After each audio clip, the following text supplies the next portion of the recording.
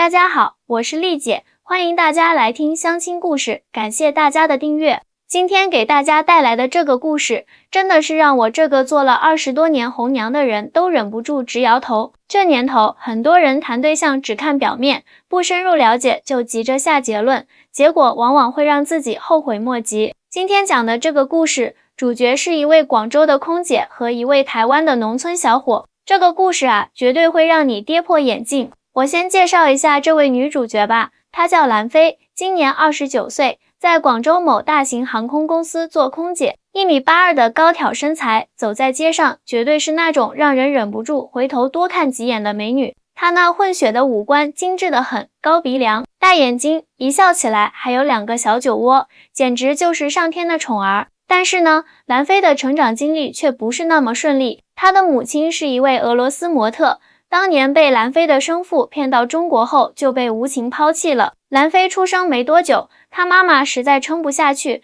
只好把她送到了广州的福利院。兰菲从小在福利院长大，靠着自己的努力和出众的外表，考上了空乘专业，毕业后成功进入了航空公司。凭借着出色的工作能力和与生俱来的气质，兰菲很快就成为了公司的明星空乘，专门负责一些高端航线。工作这些年，他见识了太多有钱有势的人，也被不少人追求过，但都没有走到最后。我这辈子绝对不要嫁到农村去，这是兰菲经常挂在嘴边的一句话。在他的认知里，农村就意味着贫穷、落后、没有未来。也就在去年底，兰菲的闺蜜小文打电话来说要给她介绍一个对象。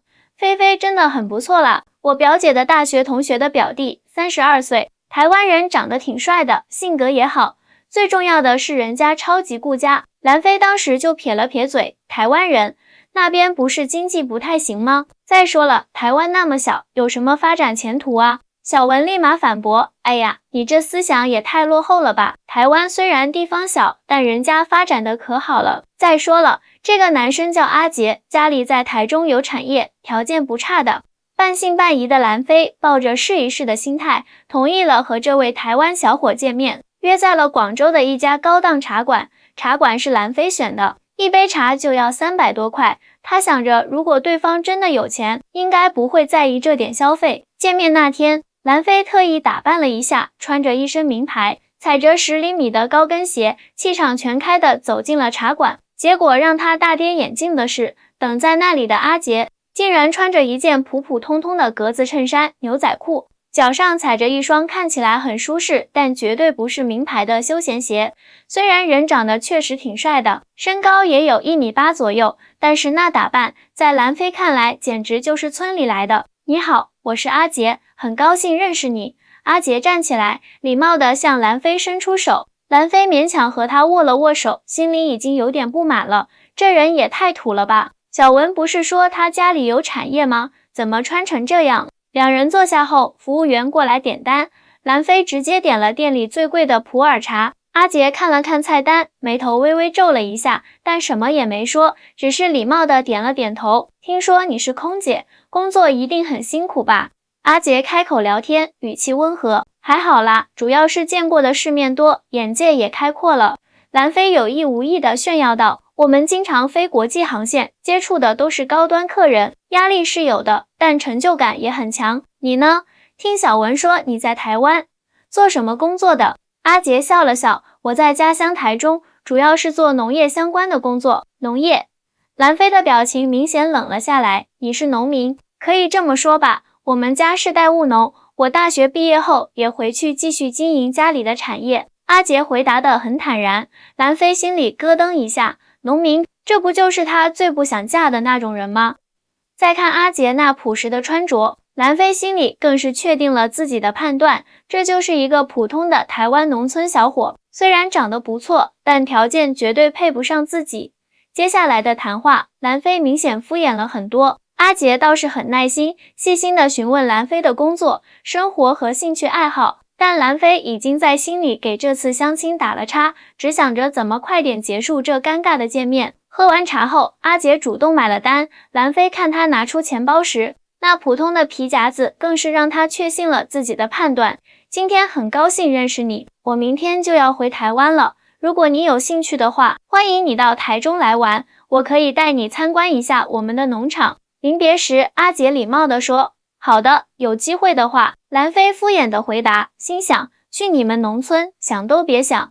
什么农场不农场的，肯定就是种点菜的小地方，有什么好参观的？回家后，兰妃立马给小文打电话抱怨，你介绍的什么人啊？一个台湾农民，还农场，能有多大？可能就是个小菜园吧。我好歹是个高级空乘，天天见的都是成功人士，你让我嫁给一个农民，门都没有。小文被兰妃劈头盖脸一通抱怨，都懵了。等等，你说阿杰是农民，他家里的农场可不一般啊。我表姐说，别说了。兰妃打断他自己都承认是务农的，穿着打扮那么朴素，哪有半点有钱人的样子？你就别给我洗地了，这事就这样吧，咱们两个还是好姐妹，但这种相亲以后就别安排了。小文无奈，只好作罢。他心想，菲菲这次真的可能错过了一个好机会，但她这么固执，我也没办法。就这样，兰妃把这次相亲的事情抛到了脑后，继续她光鲜亮丽的空乘生活。然而，命运就是喜欢和人开玩笑。3个月后，兰妃所在的航空公司开通了一条直飞台中的新航线，而她被安排在了首航团队中。台中，那不是阿杰的家乡吗？兰妃想起了那次尴尬的相亲，但很快就摇摇头，把这个念头赶出脑海。那么大个城市，怎么可能会碰到他吗？首航那天，兰妃和同事们抵达台中机场，让她没想到的是，接机的台湾方代表中竟然有阿杰的身影，而且这次他穿着正式的西装，看起来精神焕发，和那天在茶馆见到的朴素形象判若两人。兰小姐，欢迎来到台中。阿杰走上前，微笑着向她伸出手。兰妃尴尬地和他握了握手。阿杰，你怎么会在这里？我们家是台中农业协会的会员单位，今天代表协会来迎接首航团队。阿杰解释道，没想到你就是首航的空乘，真是太巧了。兰妃更加疑惑了，农业协会会员单位，这听起来不像是个小农民应该有的身份啊。在接下来的欢迎仪式上，兰妃惊讶地发现，阿杰在当地似乎很受尊重，不少政府官员和商界人士都和他热情交谈，看起来关系匪浅。晚上的首航庆祝晚宴上，阿杰作为台方代表之一发言，他流利的普通话和专业的见解让在场的中国代表团成员都印象深刻。兰妃坐在台下，越来越觉得这个阿杰和他印象中的台湾农民形象相去甚远。晚宴结束后，阿杰礼貌地走到兰妃面前，明天是你们的自由活动日吧？如果方便的话，我可以带你参观一下我们的农场，让你了解一下台湾的现代农业。作为回报，你可以给我介绍一下你们广州的变化，我已经很久没去了。兰妃犹豫了一下，但出于好奇和礼貌，她还是点头答应了。好啊，那就麻烦你了。第二天一早，阿杰开着一辆低调但内饰豪华的 SUV 来接兰妃。一路上，他向兰妃介绍着台中的风土人情和经济发展。你知道吗？台湾的农业和大陆很多人想象的不一样，我们不是传统意义上的面朝黄土背朝天，而是高度现代化的产业。阿杰说，尤其是近年来，我们大力发展智能农业、精准农业，结合物联网技术和大数据分析，使得农业生产效率大大提高。兰妃半信半疑，直到阿杰的车驶入一片占地广阔的现代化设施群，大门口赫然写着捷盛农业科技园区几个大字。这是你们家的农场？兰妃惊讶地张大了嘴巴。阿杰笑了笑，是的，这是我们家族经营了3代的产业，现在主要由我来负责。园区占地约500亩，包括智能温室、研发中心、加工厂和物流中心等设施。兰妃完全被震撼到了，这那里是她想象中的小农场，简直就是一个现代化的农业帝国。接下来，阿杰带着兰妃参观了整个农业园区。首先是占地广阔的智能温室群，里面种植着各种高价值的农作物，从名贵中药材到有机蔬果，应有尽有。每个温室都配备了自动化灌溉系统、环境监控设备和机械化采收装置。哇，这也太先进了吧！兰妃忍不住感叹，这和我想象中的农业完全不一样啊。阿杰笑着解释，很多人对现代农业的认识还停留在传统印象上，其实台湾的农业早就走上了科技化、精细化的道路。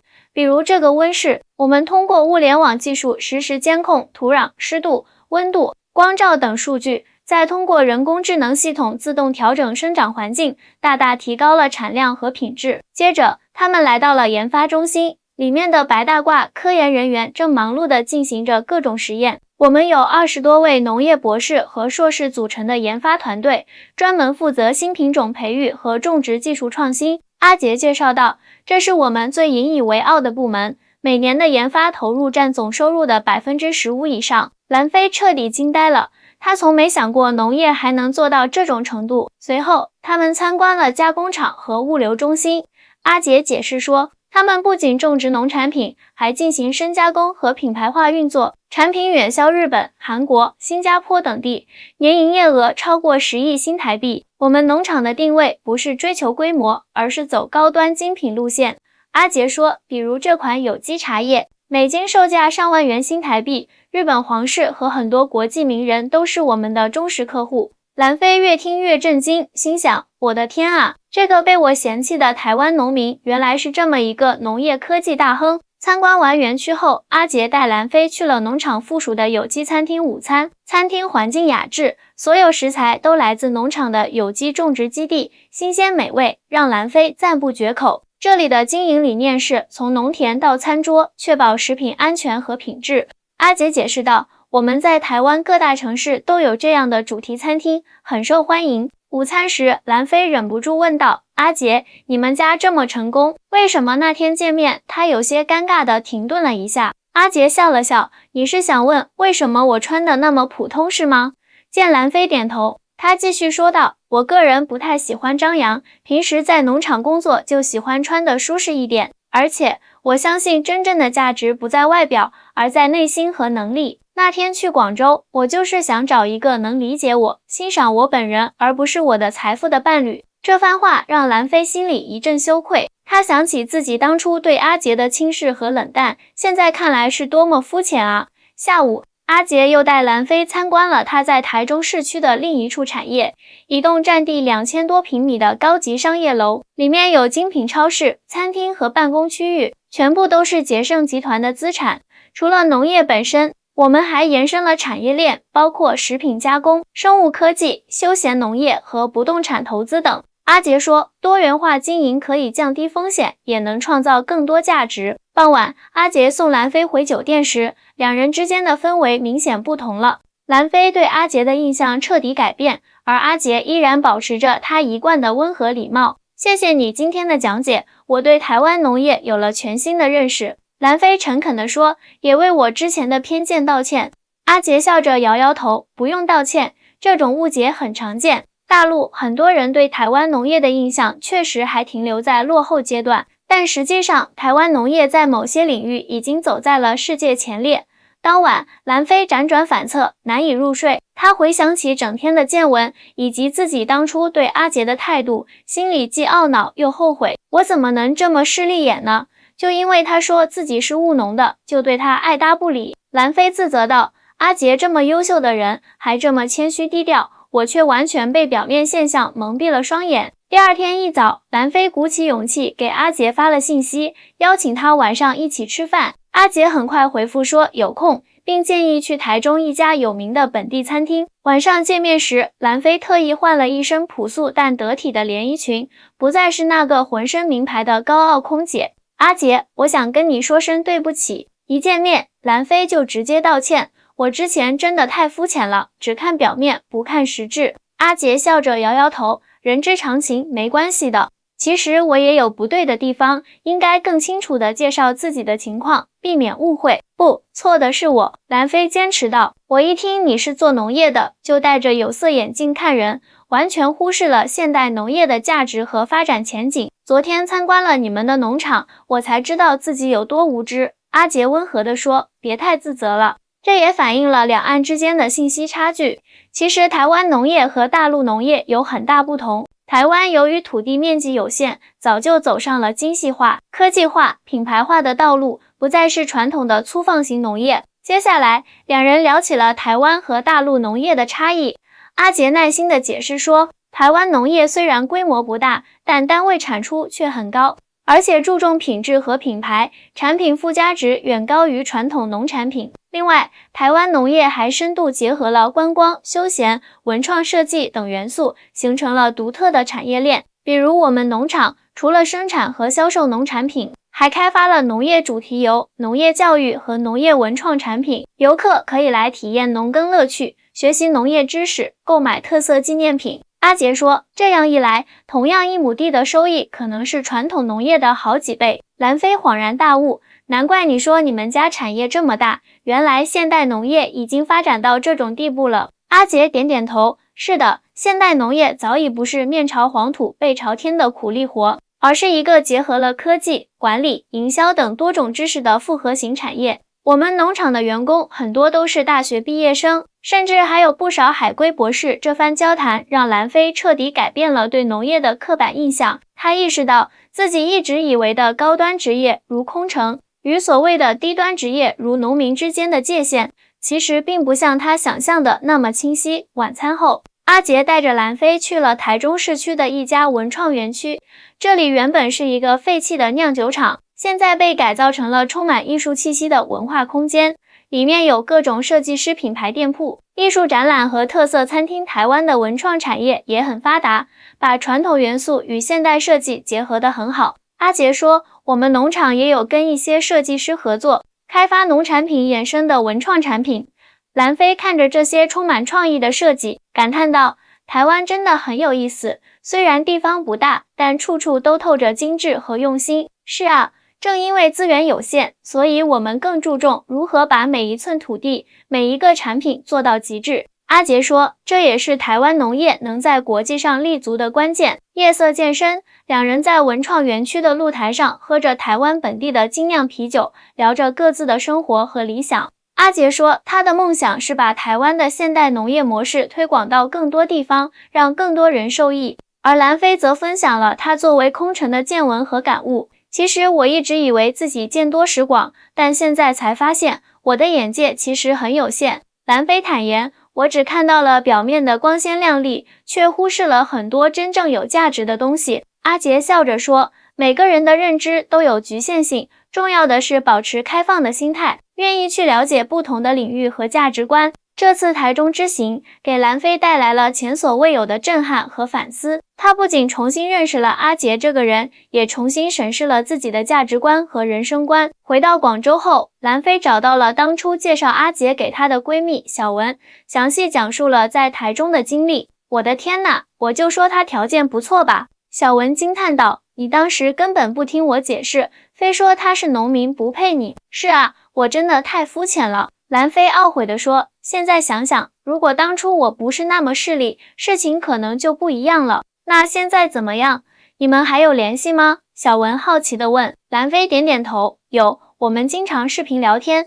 他说下个月要来广州参加一个农业博览会，到时候我们再见面。哎呀，那不就有戏了？小文兴奋地说。兰飞笑了笑，没有回答，但眼神中透露着期待。1个月后，阿杰如约来到广州参加农业博览会。这次他是作为台湾农业科技代表团的团长，在展会上展示他们农场的最新技术和产品。兰飞特意请了假，全程陪同阿杰参观展会和广州的名胜古迹。两人相处得越来越融洽，阿杰的谦逊、智慧和对事业的热情深深吸引了兰飞。而兰飞的真诚道歉和积极改变的态度，也让阿杰看到了他的真性情。展会结束的晚上，阿杰带着兰飞去了广州塔，在高空旋转餐厅俯瞰整个广州的夜景。菲菲，我想跟你说件事。